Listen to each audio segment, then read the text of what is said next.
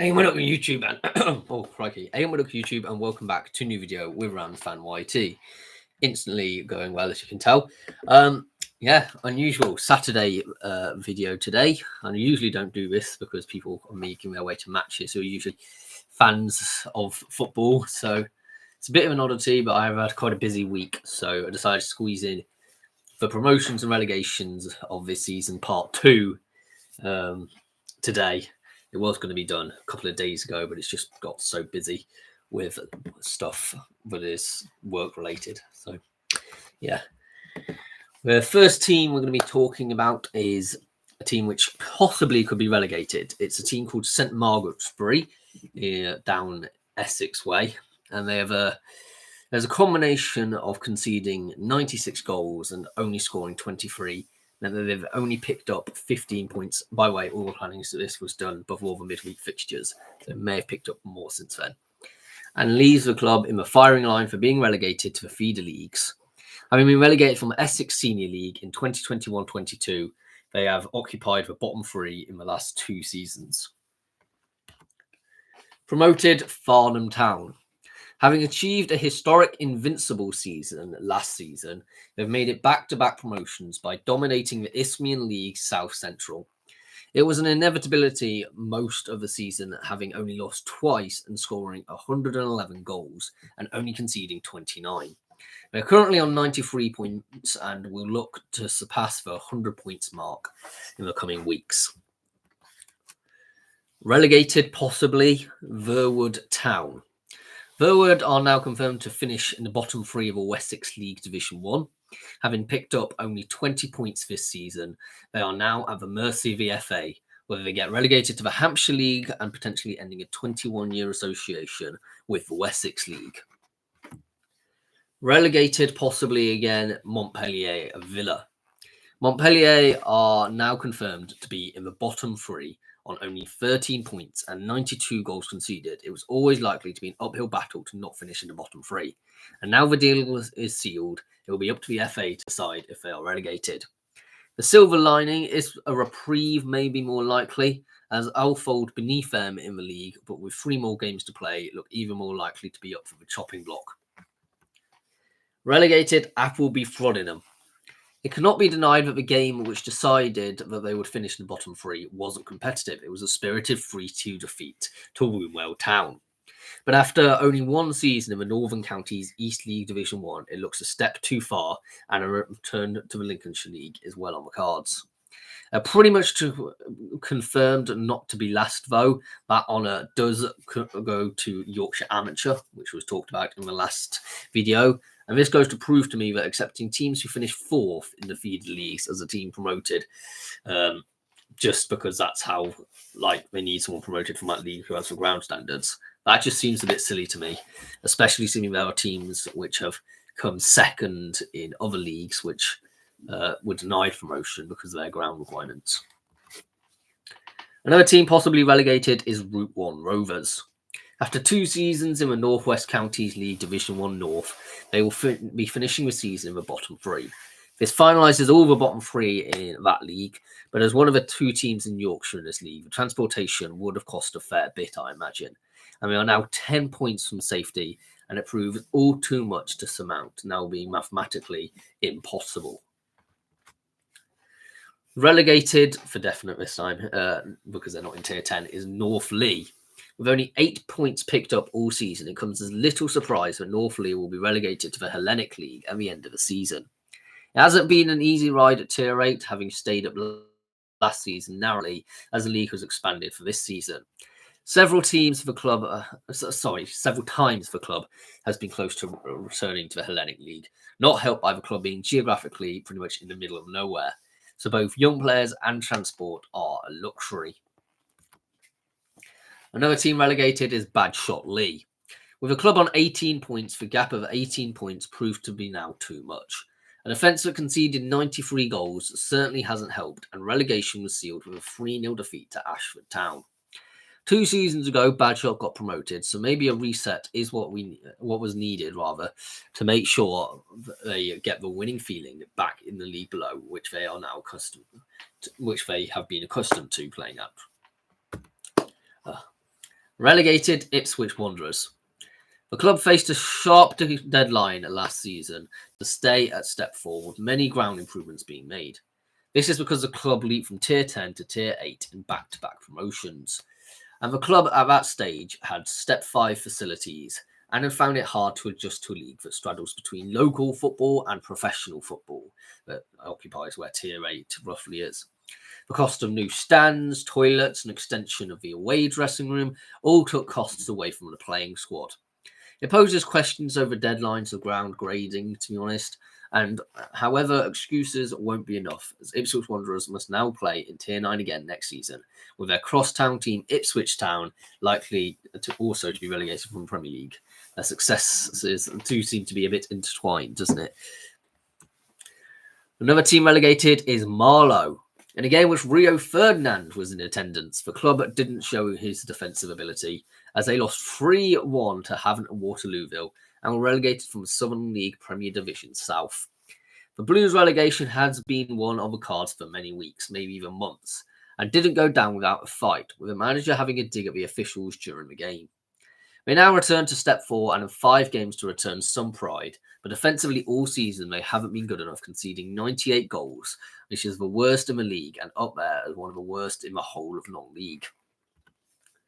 Relegated Biggleswade Town.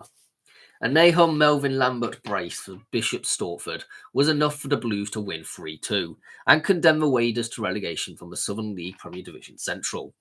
They were promoted only last season, and it seems like a yo-yo team may be on the cards, with them being relegated from a Premier Division in only 2021-22 as well. Relegated Aveley. Aveley's relegation from the National League South after only 2 seasons was confirmed on the 29th of March by a 1-0 defeat against Torquay United. With the former Football League club still being professional, it was always likely to be an uphill struggle. In 19 of their league games this season, Aveley have lost by only 1 goal and collected 7 draws.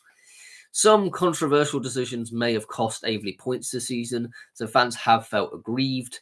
Take the Torquay game, a possible foul in the build-up to a goal and a second yellow for an alleged foul by Aveley's Jack McDowell.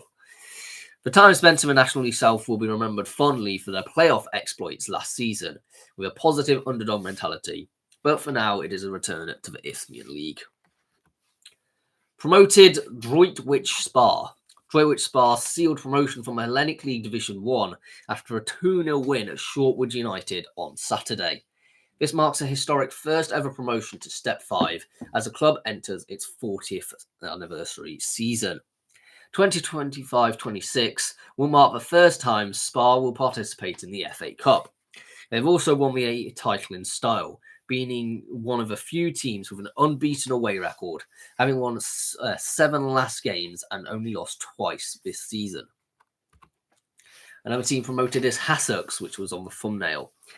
It must be one of the most nerveless title wins that Sussex football has ever seen, as Hassocks have won the Southern Combination title and promoted to Step 4 for the first time in their history with 5 games to spare.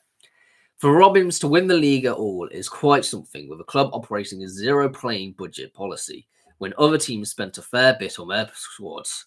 They've won 27 out of 33 league games, only losing 3 all season.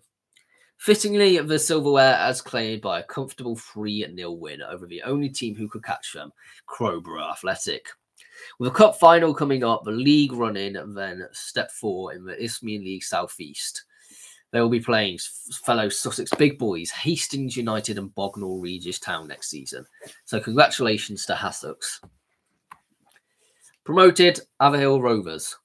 Having spent a lot of in pre-season and gambled heavily for promotion to the Eastern Counties League Premier Division after being relegated from that league 2 seasons ago, and a disappointing mid-table finish last season, they certainly justify the huge transfers brought in, as they scored 104 goals, only losing twice and picking up 93 points, and it has probably been a formality since February or so. And the final thing we're going to be talking about today is the resignation of Canterbury City. And I'm going to go on a bit about this because I've done a fair bit of reading. Anyone from Kent probably knows the woes of Canterbury City, but I will relate a little bit about the club I've picked up from the web. Canterbury were at one time a very strong side in Kent, as you can imagine for the size of the city, but the current club was reformed in 2007 after the original club was kicked from their home of the Kingsmead Stadium in 2001, and subsequently that club folded. Nowadays, the stadium is a housing estate, but the new club has been forced to move around Kent, searching for a place to call home, playing in Bridge, Hersden, Herne Bay, Ashford, Deal, Faversham, Sittingbourne, and Margate. Well, the lease with Margate was not extended for next season, and the initial plan was to move to the university playing fields in Canterbury, and that was overruled as the university refused to improve their facilities to remain at Tier 10. Ground shares with Herne Bay were rejected due to oversubscription of that club. Faversham was too expensive, and Whitstable were outbidded by Faversham Strike Force. Not that there should be any bad blood about that. It is ultimately the decision of the hosting ground whether they accept somebody as a ground share or not. Well, this led the club to take a decision to return to Canterbury and play at the Neighbourhood Resource Centre, but the facilities there are not Tier 10 standard at all. So they have opted to be relegated to the Kent County League, despite their current playoff place, which they currently occupy. The club still has some plans to build a new ground in Canterbury, and the relegation has predictably had people blaming all sorts. Some blame the district council for buying the old ground, but not fulfilling their promises to build a new one. Others blame the owners for building their own ground. Not building their own ground and instead opting to hop around the county. The owners have blamed the lack of fans travelling 20 miles to the home ground and say that they needed to get back to the host city as they failed to capitalise on the 2019 FA Vase run, which took them to the semi-finals. Ultimately, it's been described as bittersweet, with a lower level of football but a return home. This should be viewed as a step back, maybe to take 2 steps forward, as a new stadium can now be constructed in time, as they cannot be promoted at the first attempt due to FA rules. If you resign into the feeder leagues, you can't get promoted immediately back up, I'm pretty certain. Also, new management team will be put in place, as you cannot feasibly expect a manager who's guided the team to playoffs pretty much in Tier 10. Playoffs, yeah, they would have got playoffs pretty much in Tier 10, to take a demotion in league and hang around long enough to help the team recover. So, I mean, the manager's entitled to do whatever he pleases. This has been a very interesting one. It's been a bit of a short one. But, I mean, there's probably been some action in midweek, which to see more titles and relegations. As I said, I was planning on writing this on Monday. Just had a very busy week. The next one will be out some point next week, with all today's fixtures surely sealing some titles and promotions for clubs around the country. I myself am going to Hebburn as they are taking on Ilkeston Town in the Northern Premier League Division 1 East. Bit of a playoff race, that one. But I'll see you all in the next one, which will probably be my predictions video. Goodbye for now.